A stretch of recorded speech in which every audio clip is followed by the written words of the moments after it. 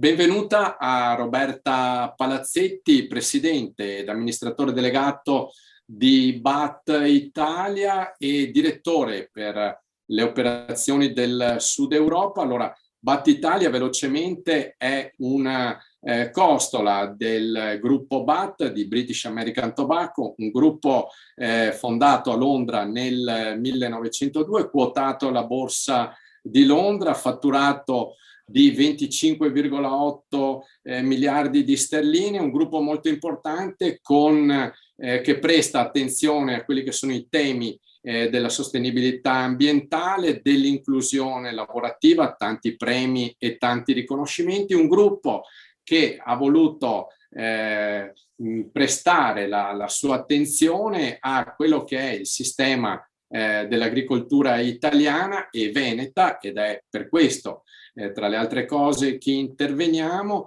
nella coltivazione del tabacco. La prima domanda, dottoressa Palazzetti, è che anche quest'anno BAT punta sul tabacco italiano e veneto, lo fa con un investimento importante di 20 milioni di euro e io le chiedo perché lo fa. Grazie mille e buongiorno a tutti. Con questo importante investimento che avrà un impatto positivo sulle aziende e sugli agricoltori di tutto il territorio nazionale e del Veneto in particolare, vogliamo testimoniare ancora una volta e ancora di più oggi in questo particolare momento storico, me lo lasci dire, il nostro impegno verso l'Italia e soprattutto verso la filiera tabacchicola italiana. Questo impegno si colloca nella nostra visione di A Better Tomorrow. British American Tobacco ha come missione quella di creare, di contribuire ad un futuro migliore per i nostri consumatori, ma anche per le comunità in cui operiamo, di cui facciamo parte, e questo anche attraverso un'agricoltura che sia più sostenibile, basata su un'occupazione di qualità, la tutela dell'ambiente e l'innovazione. Mi lasci semplicemente aggiungere che quello su cui stiamo lavorando, ovviamente con i nostri referenti del mondo della tabacchicolo italiano, sono anche dei progetti di sperimentazione sull'innovazione tecnologica e come questa possa aiutare a rendere la filiera tabacchicola sempre più sostenibile anche da un punto di vista ambientale. Ecco, dottoressa Palazzetti, avete qualche richiesta specifica da fare alle istituzioni per il miglioramento del vostro settore? Come puoi ben immaginare, nella necessaria transizione di questo settore verso una maggiore sostenibilità e verso una solidità non solo di breve periodo ma anche di lungo periodo, un ruolo fondamentale lo hanno le istituzioni. In particolare gli chiediamo una maggiore attenzione al tema dell'equità e omogeneità fiscale tra le diverse categorie che compongono il mondo del tabacco.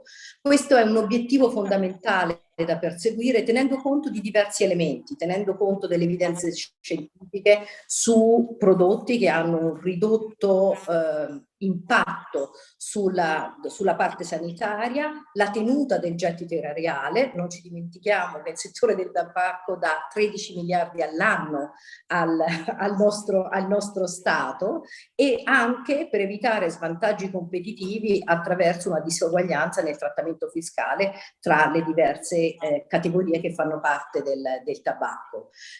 A questo proposito mi lasci dire che siamo molto lieti che il sottosegretario Centinaio abbia appena annunciato, appunto in relazione alla nostra press conference sull'acquisto del tabacco, abbia annunciato l'apertura di un tavolo istituzionale che unisca il Ministero dell'Agricoltura ma anche il Ministero delle Finanze su proprio questo tema del futuro e della fiscalità e di una maggiore eguaglianza fiscale tra i diversi settori che compongono il tabacco, tra le diverse categorie che compongono il mondo del tabacco.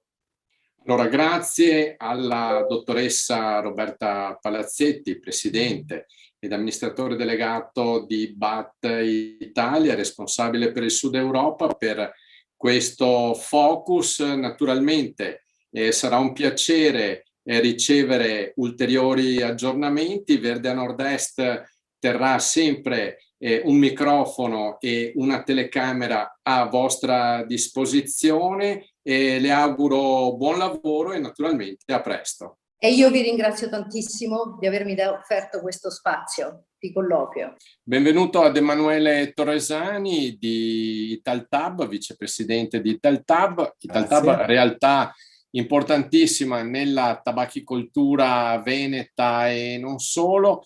Allora, i nostri telespettatori hanno imparato a conoscere qual è la vostra realtà, perché le telecamere di Verde a Nord-Est sono venute nel Veronese a vedere tutte le fasi dalla semina, dal trapianto alla raccolta, all'essiccazione.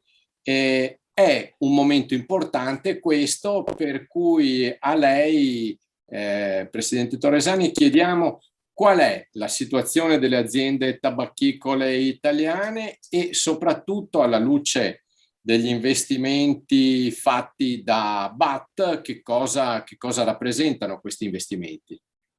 Grazie dell'invito, buongiorno a tutti, salve Andrea. Sì, anche grazie agli investimenti di BAT Italia e quindi all'impegno degli amici di BAT Italia, avremo l'opportunità di vendere tutta la totalità del nostro tabacco, e quindi del nostro Virginia Bright o anche Burley, a economico a tutte le persone che lavorano con noi, che sono quasi 10.000, quindi sono parecchie.